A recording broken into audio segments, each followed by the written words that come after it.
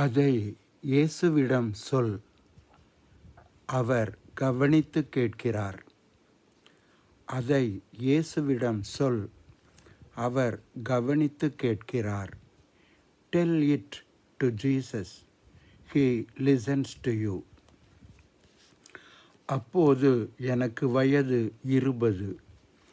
ஆரோக்கியமும் பலமும் உள்ள வாலிபனாயிருந்தேன். அப்போதுதான் எனக்கு வேலை கிடைத்திருந்தது. மிகவும் மகிழ்ச்சியாய் நாட்கள் ஓடிக்கொண்டிருந்தன. என் குடும்பத்தில் என் தந்தை, தாயார், நான் ஆக 3 பேர் மட்டும்தான். சீராக கடந்த என் வாழ்க்கையில் ஓர் சிக்கல் ஏற்பட்டது. அதை எதிர்கொள்ள என்னால் இயலவில்லை. மன உளைச்சலும் வேதனையும் என்னால் தாங்க இயலவில்லை. என்ன செய்வது என்றும் எனக்கு விளங்கவில்லை. அப்போது எனக்கு வேலை செய்ததற்கான ஒரு அலவன்ஸ் வீடு இருந்தது. அதில் நானும் என் தாய் தந்தையும் குடியிருந்தோம். கொஞ்ச தூரத்தில் என் சொந்த வீடு இருந்தது. அது காலியாக இருந்தது. நான் அங்கே சென்று கதவை திறந்து உள்ளே போய் தாளிட்டு கொண்டேன். முன் அறையிலிருந்த பெரிய முகம் பார்க்கும் கண்ணாடி முன் நின்று அழ ஆரம்பித்தேன். நான் அழுதேன். கண்ணாடியும் அழுதது. அதை பார்த்து நான் அழுதேன். என்னை பார்த்து அது அழுதது. தேம்பி தேம்பி அழுதுவிட்டு அருகிலிருந்த மேசை மீது இருந்த என் பைபிளை ஒரு கையால் திறந்தேன். உள்ளே இருந்து ஒரு நீளமான ரிப்பன் போன்ற ஒரு காகிதம் கீழே தரையில் விழுந்தது. வேறே சமயமாயிருந்தால் பண நோட்டு கீழே விழுந்தாலும் குனிந்து எடுக்க மாட்டேன். அம்மா வந்தால் அதை எடுத்து வைக்கட்டும் என்று விட்டுவிடுவேன்.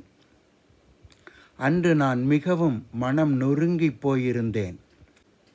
குனிந்து அந்த ரிப்பன் தாளை எடுத்து பார்த்தேன்.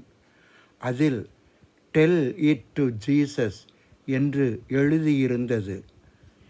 அந்த இட் என்ற சிறிய சொல் வித்தியாசமாக சாய்வு எழுத்துகளில் எழுதியிருந்தது.